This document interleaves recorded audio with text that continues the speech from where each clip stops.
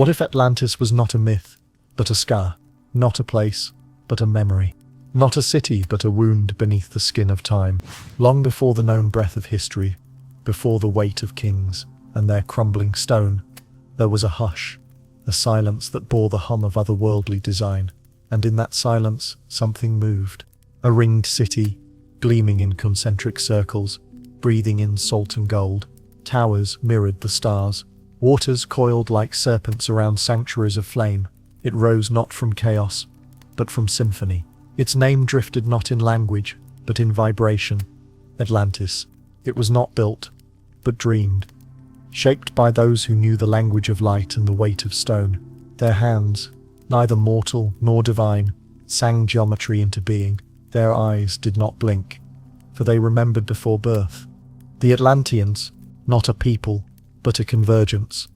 Beings clad in thought and thunder, veiled in purpose. They were not the first, but they carried the echo of those who came before. Their cities spoke with the stars. Their temples pulsed with the breath of the sea. Their hearts bore the knowledge of fire restrained. They built, not for power, but for balance. Their world was a wheel turning, spiraling, breathing. Land and water in sacred rhythm. Crystal and current, metal and myth. At the center, the eye, a golden flame in the temple of Poseidon, the sea god whose chariot burned across heaven. His image cast in orichalcum, a metal now lost, remembered only in rusted dreams. Winged horses bore him across the sky, frozen mid-flight in stone that bled light. And around him, law, not law as written, but law as lived. Harmony etched into the very dust. They did not conquer, they remember. But memory too decays. Even in paradise the shadow stirs. From the deep places, hunger awakened, not for bread or fire, but for dominion. The Atlanteans turned their gaze from the stars to the soil, from temple to throne, from offering to command. They built ships, not of wood, but of will. They sought not trade, but tribute. Across the waters they moved, bright and terrible, bearing the weight of forgetting. Athens resisted, a city still in harmony with the breath of Gaia, and in that resistance the heavens made their judgment. The sky split, the earth groaned, the sea rose in rage, not storm, not accident, but cleansing. In a single day and night, the rings cracked, the eye closed, the song ended. Atlantis fell not in battle, but in silence, swallowed not just by sea, but by time, erased not just from maps, but from memory. Yet, memory does not die, it sinks. And in the dreams of sages, in the lines of old texts, in the trembling of certain stones, the echo remains. Atlantis, not lost, only sleeping. They were not born of dust. The first ones, the architect, not shaped by womb nor father's name, but conjured, summoned, forged in the breath between stars. They walked in flesh, yes, but it was not like ours. Their bones hummed with the lattice of sound. Their blood carried the frequencies of flame. They were sculptors of world skin, bending mountain and ocean as easily as a potter coils clay. The Atlanteans, the early ones, the luminous ones, were not builders, they were rememberers. They remembered the shape of Eden before its fall. They remembered the angle of the first sunrise. They remembered the syllables of the stone. And so they shaped Atlantis not as a city but as a sigil, a living glyph upon the earth. Each ring a vibration, each canal a channel of breath, each tower a tuning fork for the winds of the spheres. The outer rings bore fields lush with grain that never wilted, orchards that bore fruit even in the dark moons, waters that healed, crystals that whispered. Every material obeyed them, because they remembered the original command. They wove orichalcum into walls, a metal that gleamed like frozen lightning, not mined but called, summoned from the deep earth with chant and fire. It responded only to those who bore the right frequency in their blood. At the center, the temple rose.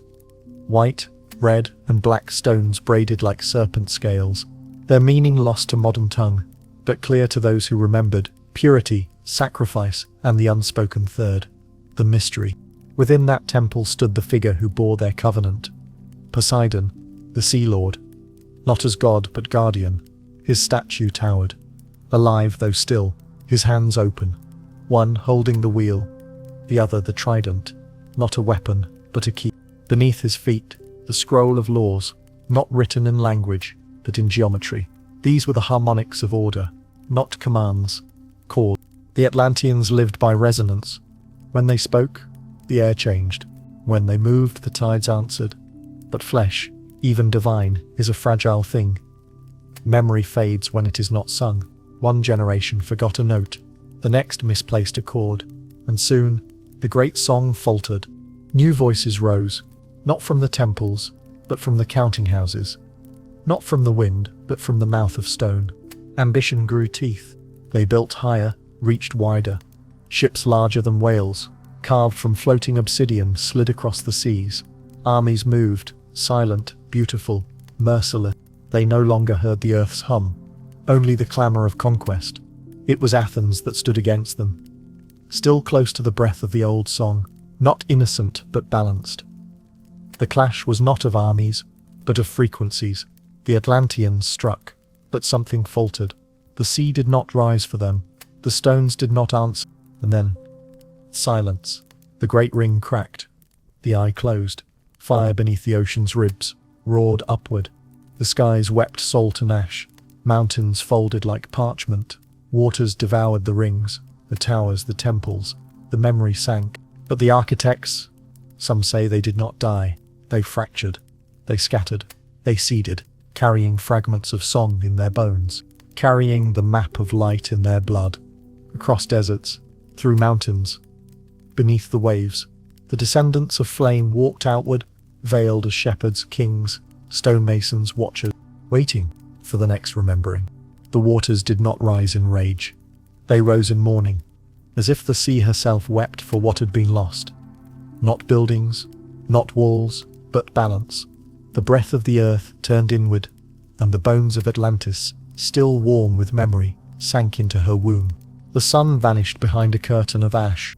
The moon grew heavy with sorrow, and in the silence between thunder, the names of gods were forgotten. It began not with fire but with a shiver, the kind that moves through soil before it breaks, the kind that stirs beneath the feet of dreamers.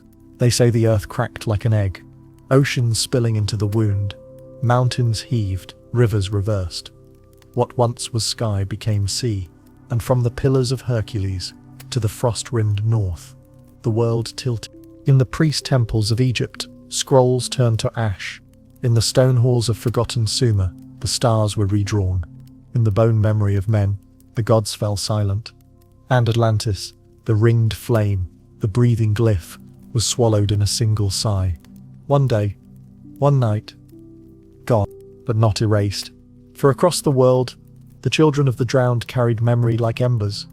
And in those embers, a pattern survived. In the highlands of India, tales spoke of a city drowned by divine will, Dwarka, ruled by a god-king with a sea-lit crown. In Mesopotamia, tablets sang of Gilgamesh and a flood that silenced kings. In the ice of the north, the Norse remembered Ragnarok, fire and water entwined, and the Hebrews told of Noah, and the Vedas told of Pralaya. And every story, though clothed in culture, whispered the same wound. A flood, a fall, a forgetting. But this was not mere myth. It was memory made sacred. Geology remembers where men forget. Around 12,800 years ago, the sky cracked open. A comet, or its shattered bones, kissed the earth with fire. Forests burned. Animals vanished. The air turned to glass. This was the younger Dryas, the long winter.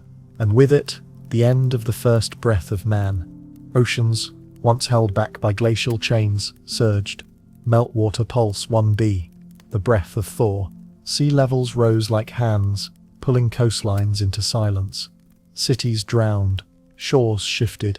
What had stood for centuries vanished in days, and with them, the libraries, the towers, the oracles. Plato did not invent this. He remembered it. In the halls of Sais, Egyptian priests whispered to Solon of a war long past, of a city with rings of fire and gold, of a people undone by their pride. They named it Atlantis, and Plato, the last echo, passed the name into history's dream. But why? Why did they fall? Because memory without reverence is hollow. Because knowledge without balance consumes itself. Because even the architects forgot the silence between notes. The gods did not punish Atlantis. They withdrew, and the song unraveled. Now the bones of that memory sleep beneath the sea. But the sea is not silence. It is memory in motion. And when the tide pulls just right, when the moon leans low and the air turns ancient, some still hear it, the low hum beneath the waves, the pulse of a city still breathing, waiting for its name to be spoken not as legend, but as home. There are stones that bleed memory. They do not crumble. They whisper. Long after the flesh forgets, long after the scribes fall silent, the stones remain, guardians of a truth too sacred for words, too vast for time. These are not ruins. They are reminders, etched not by hands, but by resonance.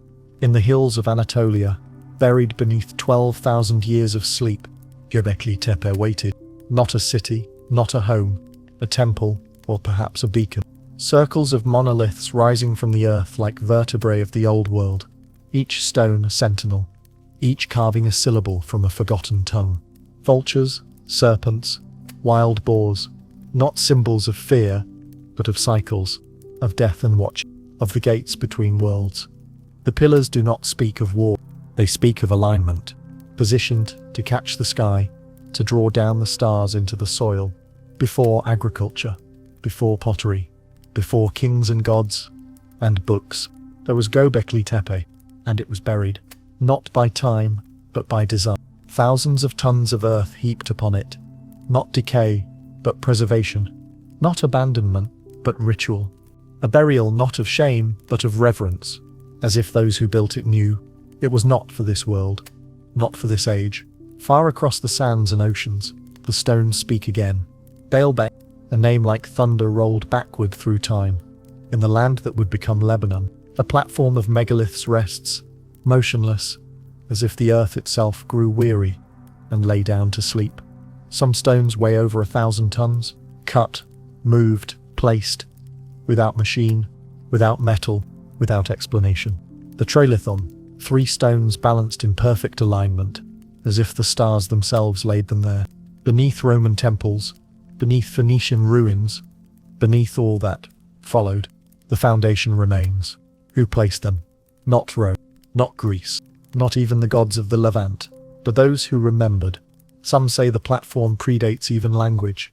Others whisper of giants, of watchers, of a priest-king with fire in his voice and stars in his eyes. There is no record, no name, only the weight and the silence. In Cappadocia, the earth itself was hollowed. Derinkuyu, a city beneath the soil. Not a cave, not a refuge, but a sanctuary carved from volcanic bone, 18 levels deep, air shafts, wells, doorways that close from within. A city built, not to thrive, but to hide. From what? Some say war, others, the flood, still others, something older, unnamed, with wings made of wind.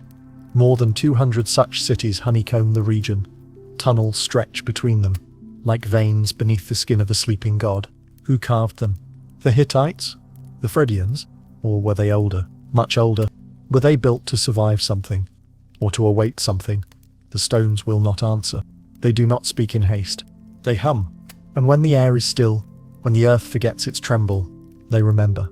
The city beneath the earth, the temple above the sky, the platform that bears the weight of stars. They are not isolated. They are chords, in a forgotten harmony, a resonance not yet restored. We call them ruins, but they are not broken. They are waiting. Beneath the waves, the stones still breathe, not broken, not lost, only veiled, wrapped in the skin of the sea, humming in a tongue too slow for surface minds to hear. The ocean is not silence, it is archive, and its shelves are stacked with temples. Off the coast of India, where the waters of the Arabian Sea swirl with sediment and time, there lies a memory, Dwarka, spoken of in the Vedas, sung in the Mahabharata, a golden city ruled by the god king Krishna, a city of towering walls, of sacred geometry and burning flame, lost to the sea, washed clean by the divine. For centuries scholars scoffed. Myth, they said, allegory. But in 2001 divers found its bones, pillars, walls, foundations, aligned with forgotten constellations, mirroring the breath of the past. Stones too old, too precise. Some dated them to over 9,000 years before this age, before dynasties, before pharaohs. A city older than history, submerged, not by metaphor, but by tide. Further west, in the belly of the Atlantic, a road of stone lies beneath the waves. Bimini. Large blocks, flat and strangely aligned, stretching like a serpent's spine across the seafloor. They call it the Bimini Road. A natural formation, they say, beach rock fractured by erosion. But others hear the hum. They see the pattern. They feel the intention beneath the stone. A wall, a pier, a road to somewhere no longer reachable. A remnant, perhaps, of something that once was ringed with light, like Atlantis. And then, Yonaguni, east, far east, where Japan meets the Pacific silence. In 1986, a diver stumbled upon a riddle. Monoliths underwater, stepped and tiered, with edges sharp and walls too straight. Staircases, terraces, a plaza that no longer hosts footsteps. Marine geologist Masaki Kimura believed it was a city, crafted by ancient hands, long before the sea laid claim. Others dismissed it. Nature's mimicry, they said. Coincidence in stone. But coincidence does not carve steps. It does not shape temples, and the sea does not build plazas. What it does is cover and preserve. For thousands of years, these places have rested in the deep. Not dead, just dreaming. Atlantis is not alone. It never was. There are others. Dwarka, Bimini, Yonaguni, ghosts of cities swallowed, each with their own resonance. And each one echoes the same grief. That once, there was more. That once, we stood taller, spoke clearer, remembered deeper. The waters came not to punish, but to veil, to wrap the sacred in salt and silence. And though the world forgets, the ocean does not. Its pulse remains steady. Its tides still trace the outlines of what once was. Its currents carry the dreams of drowned cities into the ears of those who still listen. And when the time returns, when memory lifts like mist, they will rise again. Not in stone, but in song. They walked like men, but bore no shadow. Not born summoned, not ruled. Remember, the Shemsu Hor, the followers of Horus, the first kings before kings, the priests before temples, the shepherds of the dawn. Before the Nile wore its name, before pyramids pierced the breath of rain, they came from a land unspoken, across waters no longer mapped. They arrived with eyes that had seen the stars from within, with voices that stirred the stone awake. Egypt remembers them, not in pages, but in pillars. Not in stories, but in alignments. Before the dynasties, before the pharaohs, they ruled for thousands of years, say the records. Their reign not measured in seasons, but in epochs. Not over people, but over order. They were not conquerors. They were keepers of balance, of light, of the memory buried in bone. And when time cracked, when the waters swallowed the western flame, they carried what could not drown: knowledge, harmonics, the geometry of the gods. In their wake rose temples that breathed with stars, monuments that whispered with perfect silence, structures not made for death, but for return. The Sphinx, its body cradled by desert, its gaze locked to Leo. Mainstream whispers of Khafre, but the stone weeps older scars. Rain, not sand, carved its flanks, and rain last wept there 10,000 years ago. Robert Swoch, a voice in the silence, says the erosion speaks of a time when Egypt was not dry, when gods still walked. And the pyramids, those mountains of memory. Khufu, Menkore, Khafre, names painted on giants, but the stones speak a deeper tongue. They align with Orion's belt, not now, but then. 10,000, a mirror cast in stone, a map for the soul's ascent. Osiris, the god of the dead, the lord of the stars. To him the pharaohs reached. To him, the pyramids point. Robert Bauval traced their breath in the sky and found a prophecy written not in ink, but in starlight and limestone. Precision beyond the tools of the time. Cutting, lifting, aligning with no record, no margin of error. What hand did this? The Shamsu Hor, perhaps, or those they remembered. Atlantean echoes buried in sand, not conquerors. Cedars. They did not build for glory. They built for survival, for memory. so that when the stars realign, when Orion rises in his ancient throne, those who remember will find their way again. Egypt is not a beginning. It is a continuation, a refuge for the flame, a lighthouse in the long dark. And the gods of the Nile, they are not Egyptian. They are echoes of beings who watched the world fall once and vowed to shape its rise. Not in war, not in conquest, but in stone, in silence, in stillness, until the sky turns again. Beyond the known world, where maps lose breath and mountains wear veils, there lies a silence too perfect to be empty. Not absence, but sanctuary. Shambhala, not a city, but a vibration. Not a kingdom, but a key. Hidden not by distance, but by purity. It does not flee the world. It waits beyond it. Tibetan scrolls speak of it, and whisper, in mantra, in mandala, a land of radiant balance, untouched by decay, where wisdom blooms as light, and kings bear crowns of knowing. Shambhala is not sought, it is earned. It reveals itself not to the eye, but to the inner flame. Its gates open only to those who have silenced the war within. At its center, they say, is a palace built not of stone but resonance. Each wall a sacred note, each corridor a breath between lifetimes. Golden towers rise in concentric rings, mirroring the mandalas, the maps of inner cosmos, the blueprints of being. And in the center, the Kalki king, the final sovereign, not ruler but awakener, his name written in the breath between Kalpa and silence. He does not ride for conquest. He waits for collapse. For when the world forgets itself completely, when the last temple falls inward, when the rivers run dry with noise, then shall he rise. Not with armies, but with remembrance. The Kalachakra Tantra speaks of it all. Of the cycles, of the wheels within wheels, of time not as arrow, but spiral. It is written, in the darkest hour, when deception wears crowns and truth is exiled, Shambhala will stir. Its people, luminous and unaging, will emerge, not to punish, but to restore, not to destroy but to cleanse. Some say it is a symbol, a metaphor, an inward path wrapped in myth.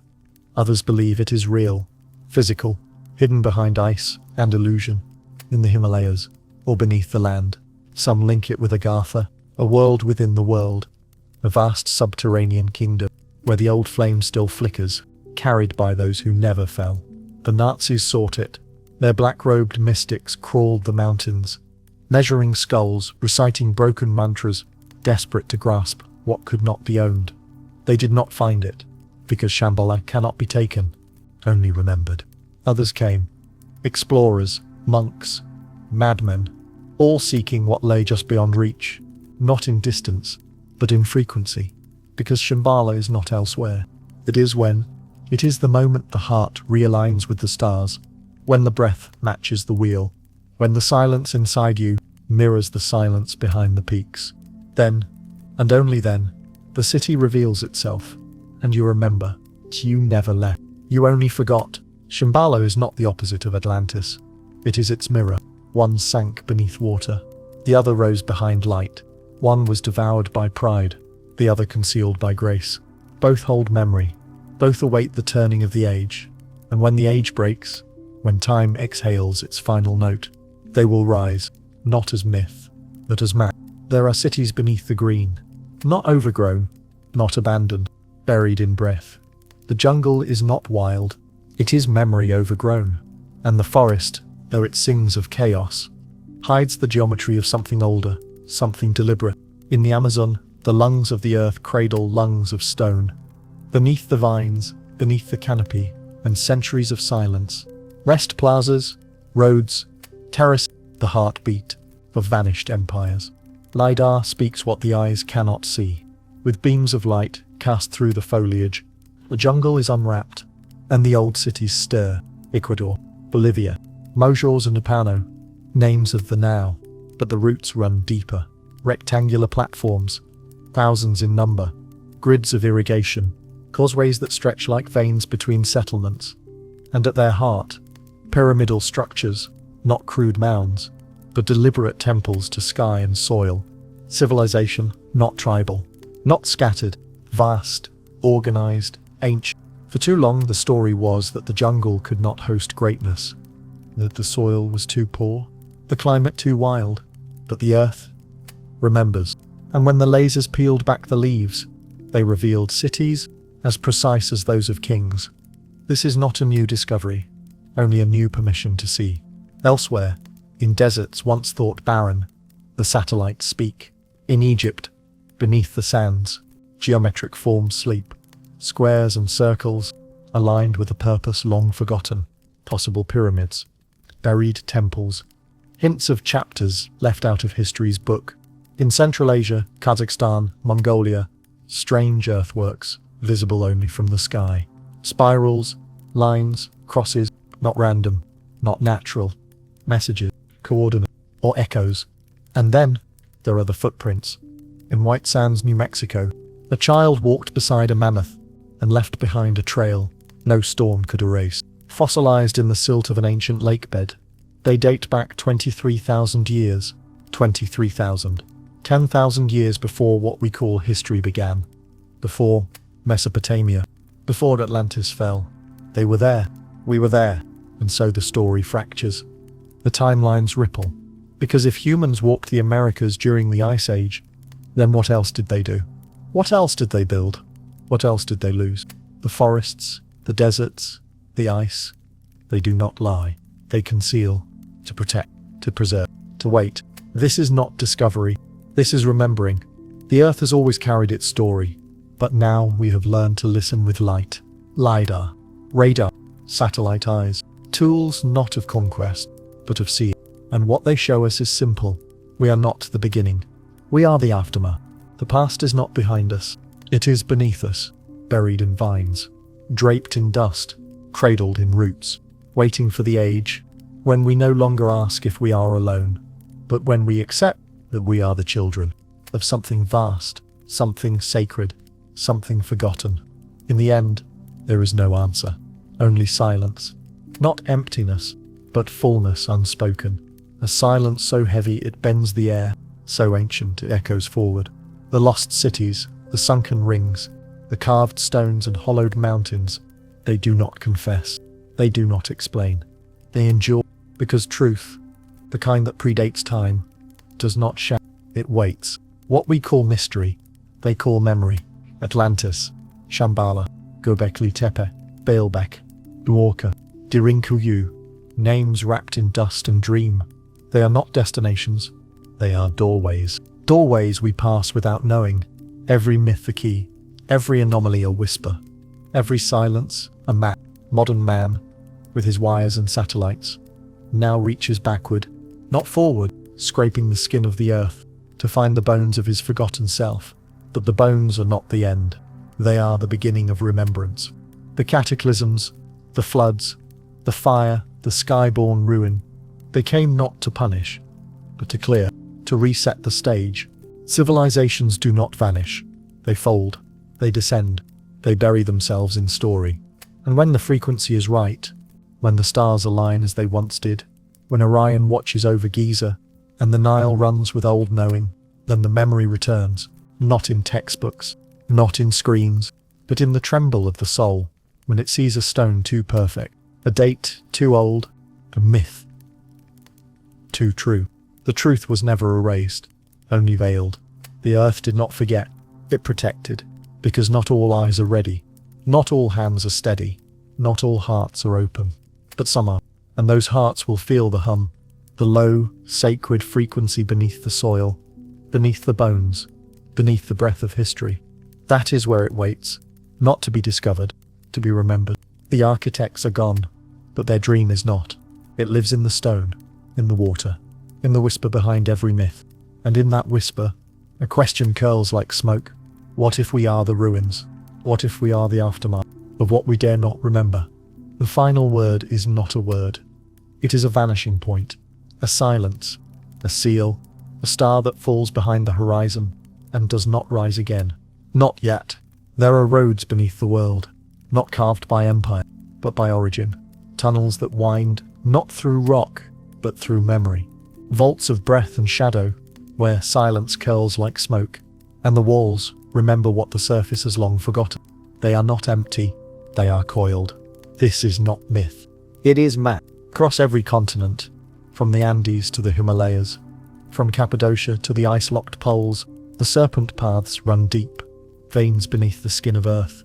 Older than cities, older than man, they are the domain of the forgotten kingdom.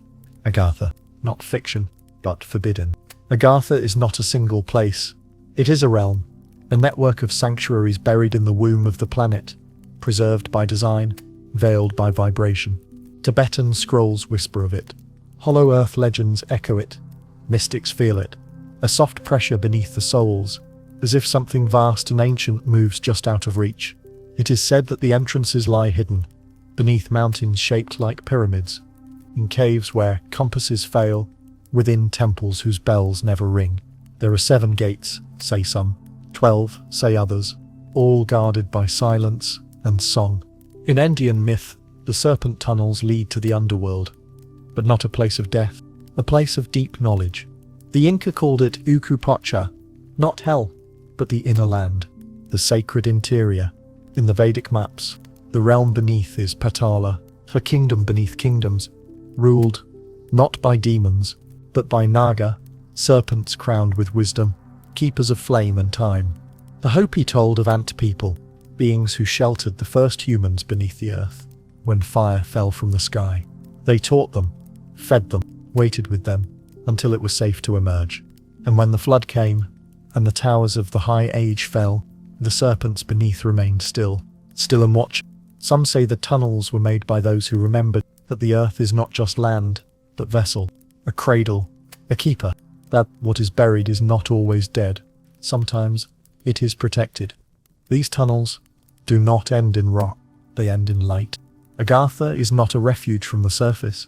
It is the heart of it, a city of crystal towers, lit not by sun, but by frequency.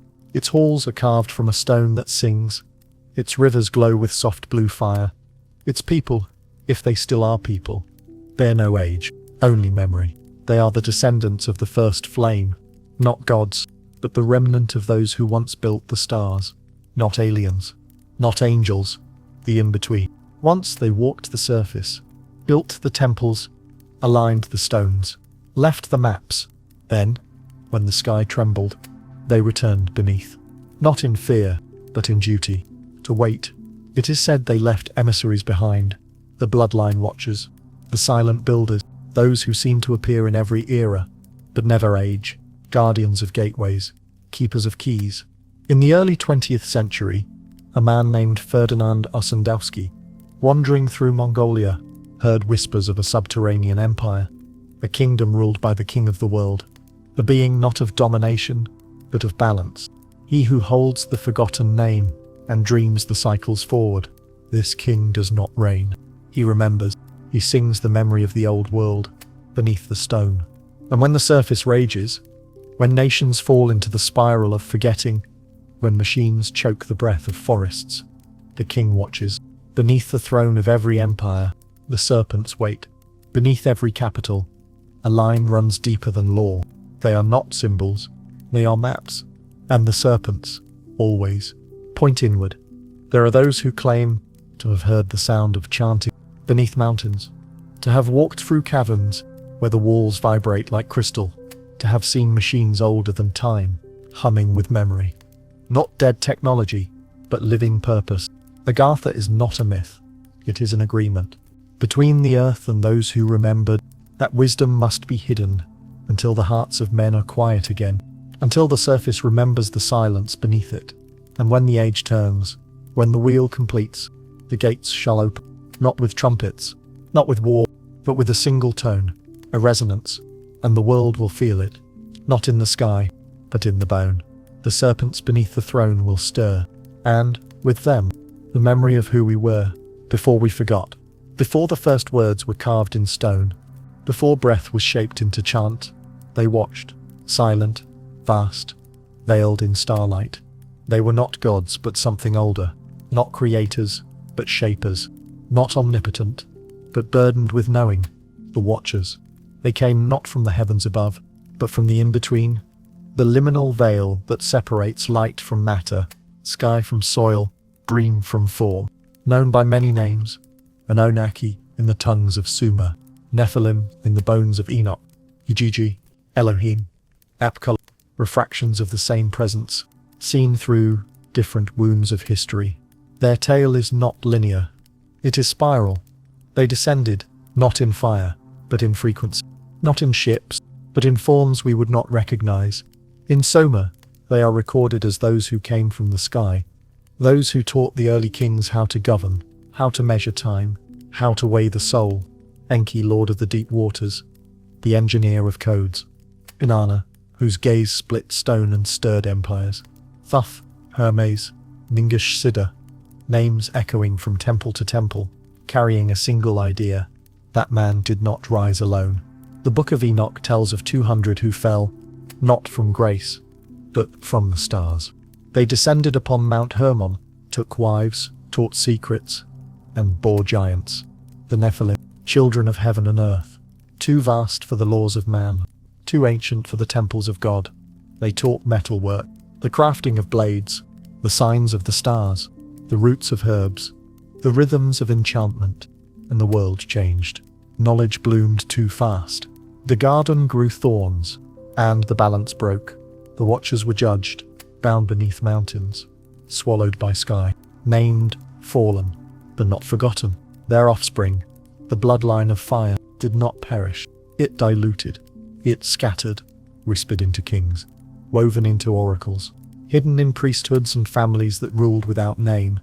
The divine right of kings, it echoes them.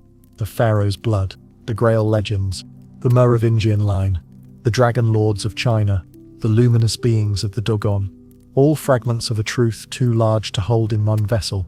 And what was that truth? That the flesh of man once held starlight, that the bones of kings once echoed with language not spoken, but sung, that within our very DNA, there are notes we have not yet remembered how to play. Why did they come? Some say it was compassion, others, rebellion, still others, destiny. But perhaps it was need, for the earth was young, and her song was raw, and she needed instruments to shape the noise into form. So they came, the watchers, the singers of codes, the shepherds of timelines, and when they fell, they left behind memory, not in books, in blood, and that blood has moved quietly, generation by generation, carrying the echo, the eye that sees beyond shape, the hand that moves stone by thought, the tongue that calls fire without flint. Some carry it still, not in title, not in empire, but in dreaming. They remember, without knowing why. They weep at ruins they've never seen. They tremble at chants in languages never taught. They feel the pull of stars not yet named, because the watchers did not just fall, they planted. They seeded the sky into the soil. And now, as the age turns, as veils thin and myths awaken, the seeds begin to stir. The watchers will not return as beings. They will return as memory, as activation. And those with the blood will feel it, a pulse, a fire, a waking, not to rule, not to conquer, but to remember, and to sing the song again, from where it was last silenced. Not all machines are made of metal, not all power is forged in wire. Long before the first circuit sparked, before man caged lightning in copper veins, the earth itself breathed with current. Stone was not passive, it was programmed. Temples were not tombs, they were engines. The machines that remember fire, they stand still now, but they were once alive. They hummed, they pulsed, they aligned. Not with superstition, but with precision beyond modern comprehension. They drank starlight and sang it back to the soil. They caught the frequencies of heaven and fed them to the bones of the world. What we now call sacred sites were once nodes on a planetary grid, a lattice of resonance, of encoded intention. The pyramids of Giza, Stonehenge, Teotihuacan, Sacsayhuaman, Angkor Wat, each one a capacitor, a tuning fork, an anchor. The ancients did not worship these places. They used them. They lived in symphony with them. These were not primitive cultures. They were inherited stewards, caretakers of a system older than history. The Great Pyramid, its dimensions mirror the planet itself. Its base encoded with the number of days in a solar year. Its height squared equals the surface area of the Earth, that aligns within 0.05 degrees of true north, a precision no modern structure has surpassed. And it was never a tomb. No body found, no inscriptions carved, only silence and resonance. Inside, chambers placed with acoustic perfection, granite boxes tuned like instruments, shafts that point to Sirius and Orion, as if calling to something or remembering someone. Tesla felt it. He said the Earth was a conductor. That energy could be drawn from the air. If only the correct harmonic could be found. He was not inventing, he was remembering. For these ancient sites were part of a greater circuit, an energy system rooted not in combustion, but in coherence. Ley lines, dragon lines, the telluric currents, names for what the ancients knew. They built where the lines crossed, where Earth's pulse was strongest, where vibration could be captured and magnified. They shaped stone not with brute force, but with frequency, ultrasound, sound waves tuned to break molecular bonds, to lift, to carve, to sing the mountains into shape. In Coral Castle, Florida, a lone man, Edward Leedskalnin, moved multi-ton stones by himself. He claimed he knew the secrets of the ancients. He left behind no blueprints, only a cryptic code. Magnetic current, Puma Punku, in Bolivia's high altiplano. Stone blocks scattered like puzzle pieces, cut with angles impossible to replicate without diamond tools. Yet no tools found, just silence, just precision. In Baalbek, again, the stones too massive to move, still in place. Still watching, not monuments, machinery. What kind of power were they capturing? Not electricity, not as we know it, but vibration, the music of matter, the alignment of sky and stone. Sound was sacred, chant was technology, ritual was engineering. They didn't need wires, they needed alignment. And when the stars moved out of tune, when the cataclysms came, the system collapsed. Not with fire, but with silence. The grid went dark. The memory was buried. The temples stood still. Their hum went quiet. But the codes remain, etched in angles, inscribed in shadow, hidden in proportions. We now build monuments of glass and wire, but they do not last. They do not speak. Yet, the megaliths remain, thousands of years, untouched by erosion, aligned to stars we no longer track. Why? Because they were not built to impress.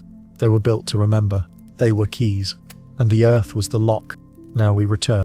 With instruments, with scans, with theories. But the stones do not open for theories. Only for frequency. Only for harmony. The machines that remember fire are not waiting to be activated. They are waiting to be understood.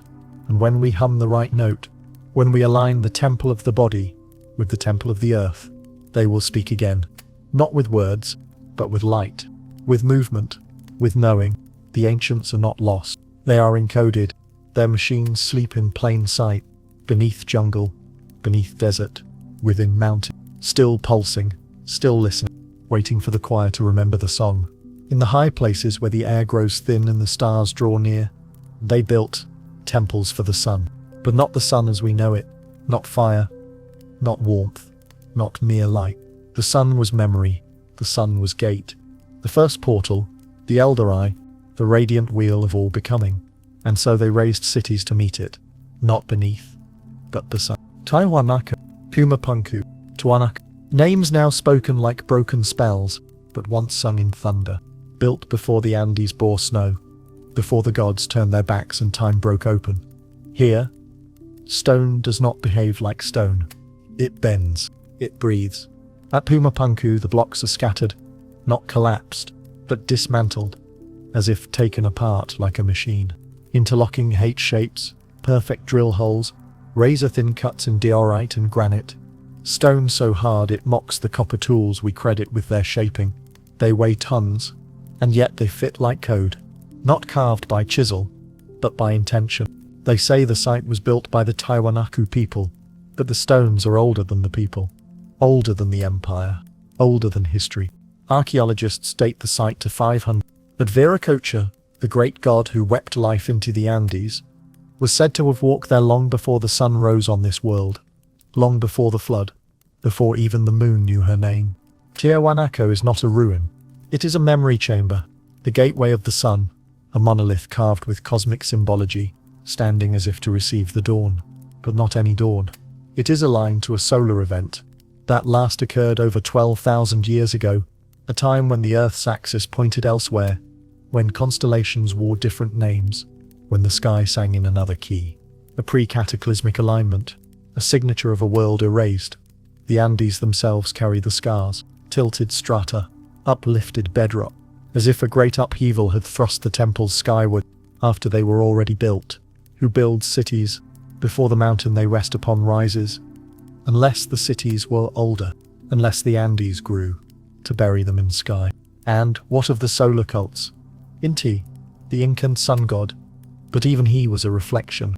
The sun temples were not places of worship, they were observatories, resonance chambers, tools. At Machu Picchu, another mountain city veiled in cloud, the Intihuatana stone remains. They called it the hitching post of the sun, a pillar aligned with celestial events, solstices, equinoxes, zeniths, but not for ceremony, for navigation.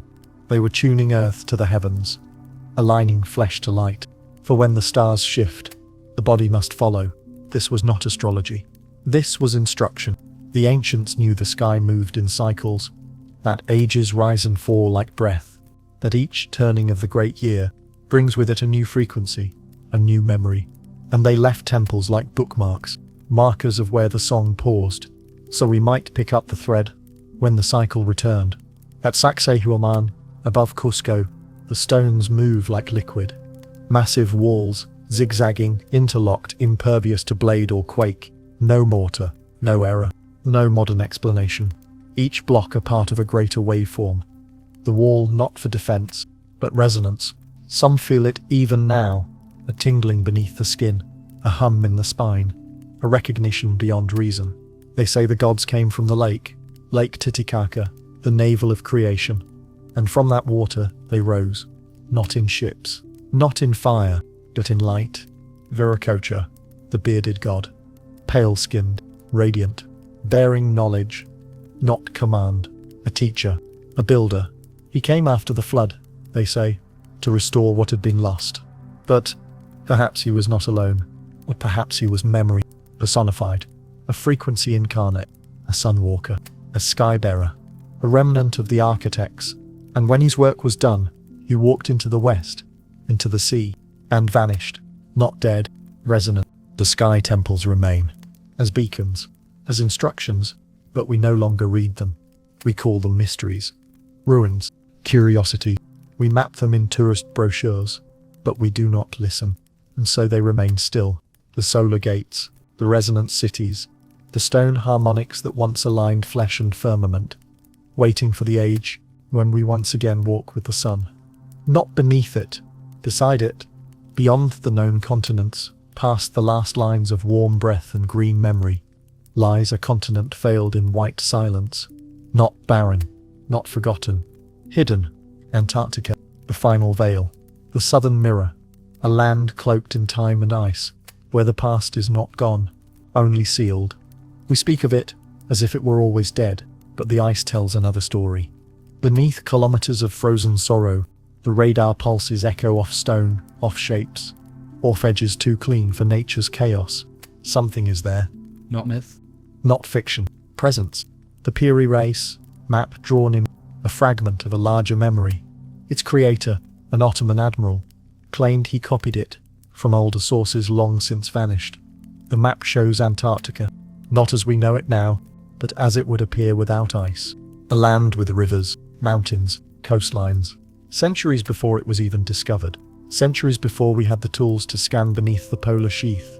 And yet, it was drawn, with perfect proportions, with knowledge lost to the centuries. Who mapped what they could not see, unless they remembered, unless the ice came after? Mainstream science says Antarctica has been frozen for millions of years, but the ice core records tell a different tale. The end of the last ice age, around 11,600 years ago, was violent, sudden, a meltwater pulse, a geological scream, a shift. What if Antarctica was not always cold? What if it was once Edenic? And what if something still sleeps there? In 2016, satellite images began circulating, triangular structures peeking from beneath the snow. Pyramids, some claimed. Natural formations, others said but the geometry is too precise, too aligned, angles too perfect to be accidental. The Trinity range. A trinity of pyramidal forms, rising in symmetry from the frozen veil. Coincidence? Or memory? Whispers emerged. Of expeditions unrecorded. Of Nazi missions in the night, searching not just for land, but for legacy. They called it Neuschwabenland. A base, they said. A haven. But for what? For whom? Even during World War II, strange rumors persisted of subterranean lakes beneath the ice, of geothermal pockets warm enough to harbor life, or something else. In 1958, the United States launched Operation Deep Freeze. Officially research, unofficially, the silence remains. Then came the Antarctic Treaty, signed by dozens of nations, a pact to preserve the continent for peace and science. But no other place on Earth is so controlled. No flights across the pole. No independent exploration without clearance. What are they protecting? Or preventing? Ancient maps, buried cities, ruins beneath the glaciers. Some researchers believe that beneath the ice lie crystalline structures, not pyramids, but memory vaults, temples of glass, libraries of light, frozen machinery tuned to an age no longer spoken. Technology so old it appears as magic, energy systems dormant but intact, awaiting harmonic reactivation. Perhaps the architects knew the end was coming. Perhaps they placed their final seed where the world would forget, where cold would protect what fire could not. There are ancient texts, from Tibet, from Mesopotamia, from oral traditions long vanished, that speak of a white land at the bottom of the world, a place where the gods fled when the flood came, a place where the stars are reflected in the ground, where time folds, and the sky meets its mirror. Could this be the true cradle? Not the Middle East, not the jungle, but the pole. If so, what sleeps there?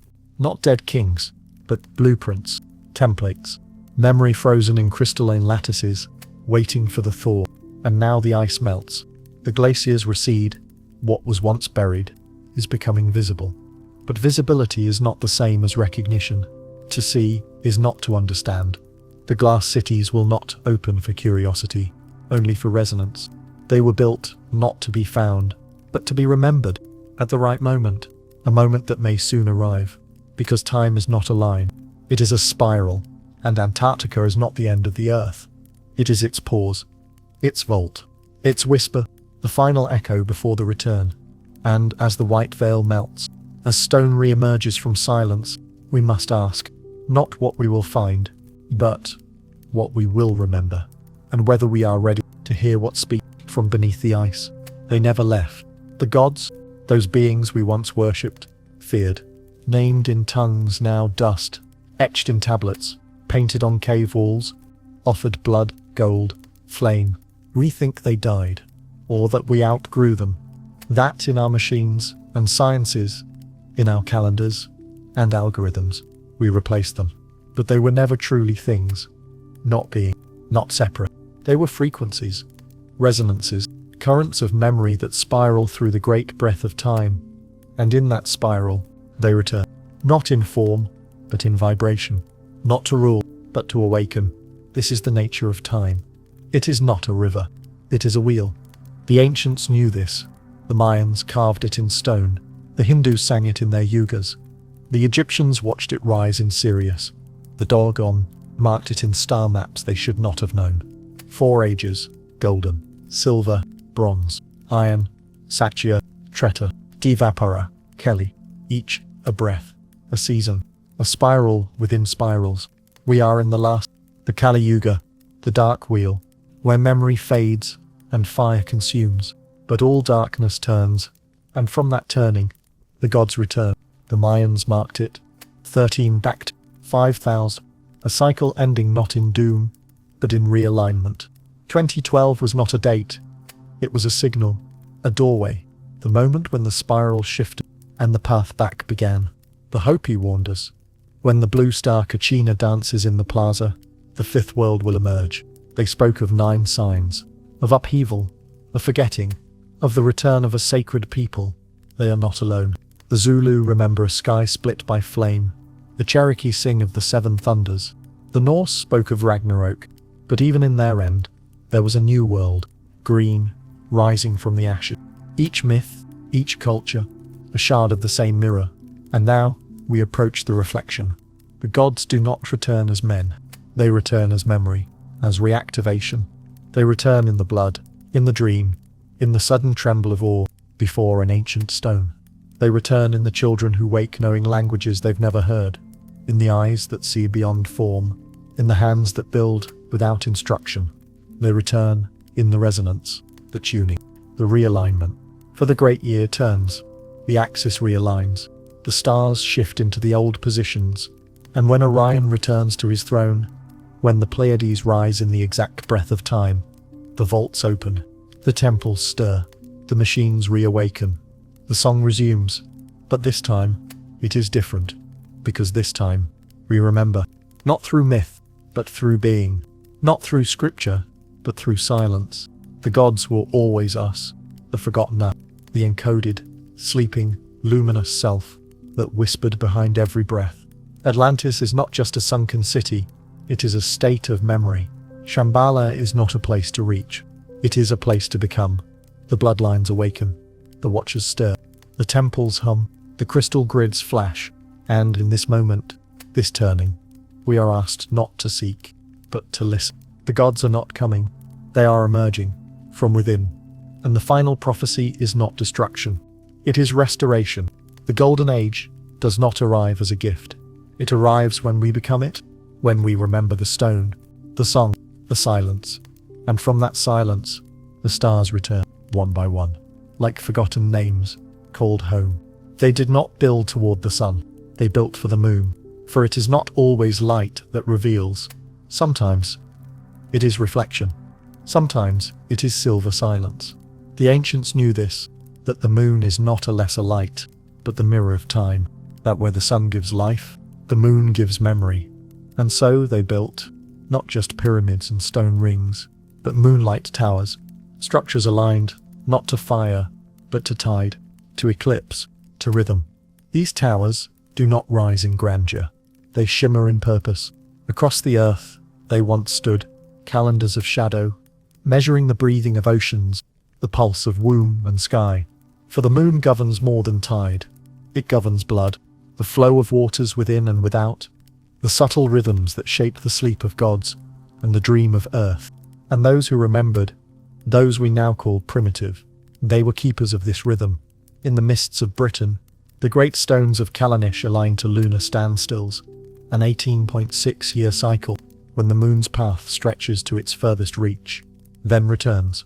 Not an easy pattern, not visible to the untrained eye, and yet they tracked it, measured it, built for it. Stone circles became resonance chambers, not only for ritual, but for listening to the sky, to the bone, to the breathing of the earth beneath the moon's long song. The ancestral Puebloans of Chaco Canyon did the same. Tejada Butte, a solitary rise of stone, holds a spiral carved into its face. At solstice, shadows pass across the spiral, marking time. But not only solar, carved into the very cliff, light and darkness become clock, tracking both sun and moon, a double helix of celestial intent, and always the moon. For in her cycles they saw not just days, but destinies. Every ancient calendar began with her. The Muisca of Colombia worshipped the goddess Chia, goddess of the moon. She governed fertility, wisdom, and cycles. The Mayans knew her phases shaped agriculture, conception, dreaming. The Egyptians called her Khonsu, a healer, a guide through the unconscious sky. And yet, we forgot. In our obsession with conquest, we turned to the sun. We deified fire and dismissed water. But the ancients did not divide. They balanced. The moonlight towers were not separate from the sun temples. They were their reflection, the inhalation to the sun's exhale. In the Vedic hymns, Soma is the nectar of the moon, not a drug, a frequency, a distilled vibration that opens perception beyond the grasp of waking reason. The moon was not a rock. She was a temple, a mirror, a voice, and some say she was brought. There are old, forgotten myths among the Zulu, the Dogon, the Maori, that the moon is not native to Earth, that it was set into place, a stabilizer, a regulator, a lens, and that before the moon there was chaos, no seasons, no rhythm. And then, She came, or was placed, and with her, order. Not tyranny, balance. The architects of the Moonlight Towers knew this. They built in honor of her gravity, her guidance, her silence. Because the moon does not burn, she listens. She catches the light, filters it, softens it. And in that silver hush, dreams are born. We now speak of lunacy, of madness beneath her full gaze. But they knew better. They knew that the full moon is a mirror too bright for lies. That under her light, truth emerges. Not the sharp truth of the sun, but the dreaming truth.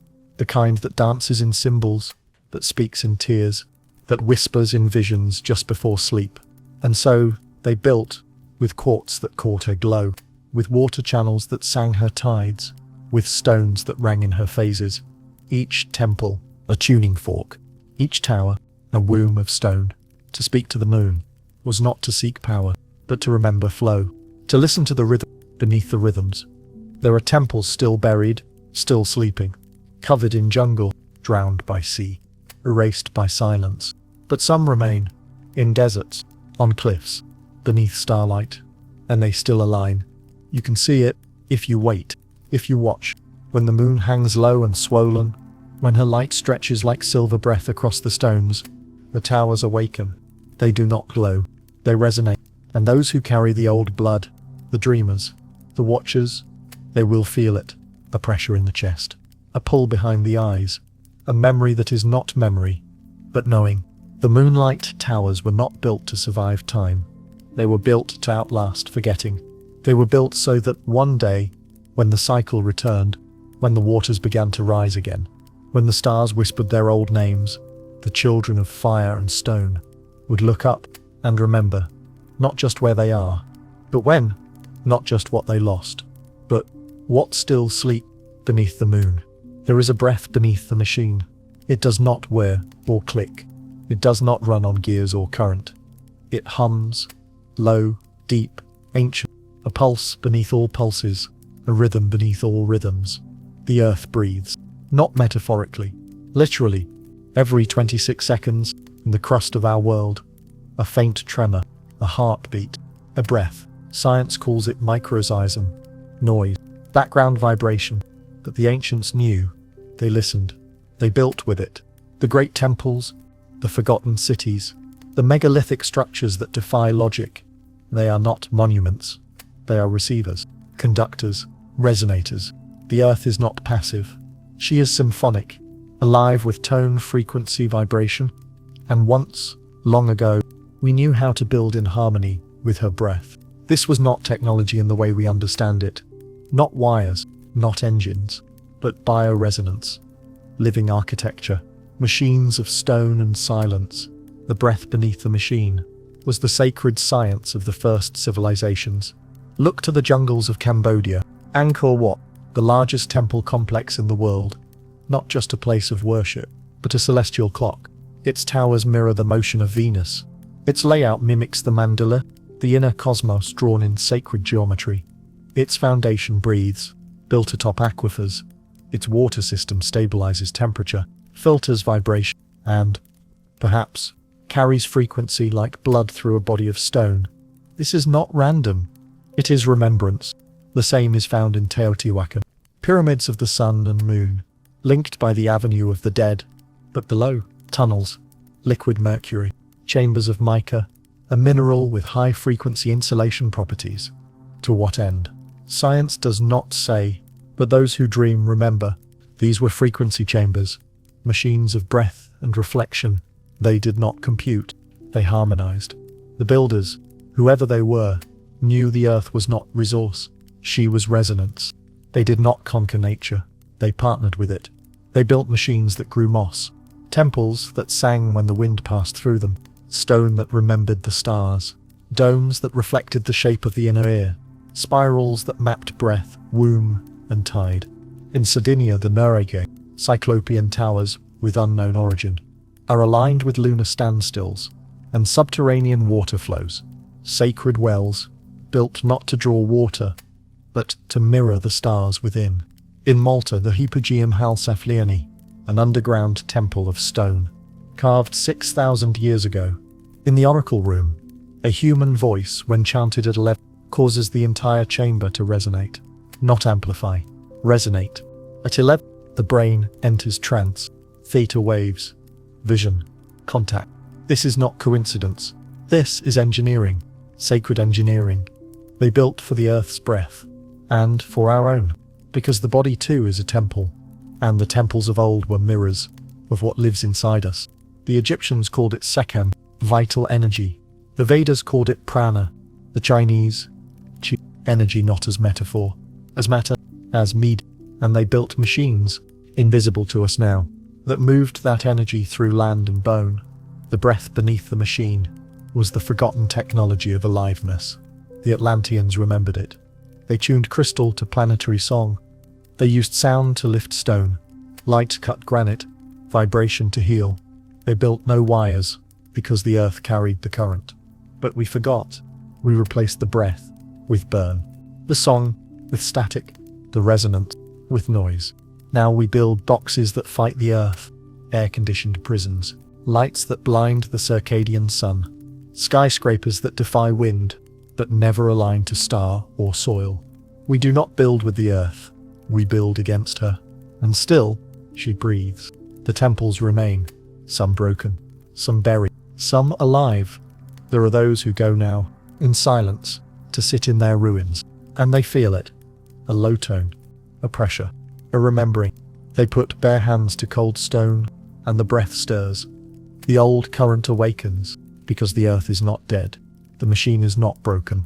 It only waits for us to stop shouting, to stop drilling, to stop silencing the hum, and to listen again to the pulse that never left. The breath beneath the machine is the oldest technology. It is song, it is spiral, it is life. And one day, we will build again, not to dominate, but to dance. Stone, sky, soil, bone, all in rhythm, all in remembrance. They do not burn like paper. They do not crumble like clay. They vanish in silence, erased not by fire, but by forgetting. These are the scrolls that burn in silence. The books never written, the records lost between wars and winds.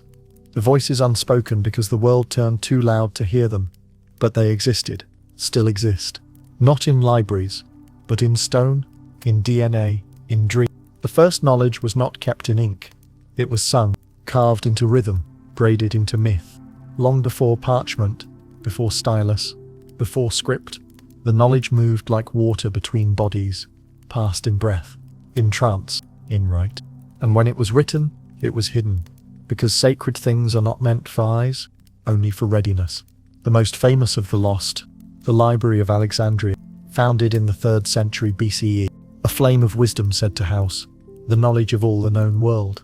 Hundreds of thousands of scrolls, treatises from Egypt, Greece, Persia, India, Sumer, gone. Some say by fire, some by neglect, others by design, because not all loss is accident. Some knowledge is buried on purpose, because power, when not ready, destroys the hand that holds it. And still, echoes remain. Plato spoke of Atlantis. Where did his story come from? He said from Solon, who heard it in Egypt, from priests, who read it from scrolls far older than Greece, scrolls kept in Scythe, from a time when gods still walk, gone, but their silence still speak. In the deserts, beneath the sands, manuscripts sleep in clay jars. In 1945, the Nag Hammadi texts were uncovered. Gnostic Gospels, hidden for 1600 years. They spoke of light, of inner gnosis, of a Christ not crucified, but awakened within. They were hidden because they contradicted empire. And still, they survived. So too with the Dead Sea Scrolls. Caves above Qumran revealed words untouched for 2 millennia. Fragments, whispers, a language older than translation. They speak of watchers, of sons of light, of end times, of beginnings. And still, we dismiss them as footnotes. But the scrolls that burn in silence are not always written. The Emerald Tablet, attributed to Thoth, Hermes Trismegistus, speaks not in paragraphs, but in riddles. That which is above is like that which is below. As above, so below. As within, so without. It is not a book. It is a code, not for intellect, but for alchemy of being. It was not meant to be read. It was meant to be lived. There are other texts. The Sifra di Geniut, the Book of Concealed Mystery, the Popol Vuh of the Maya, the Kolbrin Bible, the Tao Te Ching, the Upanishads. Each one a star in a constellation we can no longer trace. And yet, the lines remain. Because knowledge does not need pages. Truth does not require ink. It hides in architecture, in the ratios of sacred geometry, in the 43 hertz of ancient chants, in the spiral of galaxies and the spiral of shells. The Fibonacci sequence is not a number game. It is a breath. And sacred knowledge survives, not by being preserved, but by being encoded into temples, into rituals, into blood. You cannot burn the stars.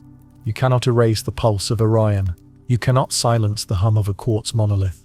The scrolls are everywhere, in the alignment of Machu Picchu, in the angle of the Sphinx's gaze, in the space between Stonehenge's lintels. They are hidden in plain sight, because the true knowledge is not read.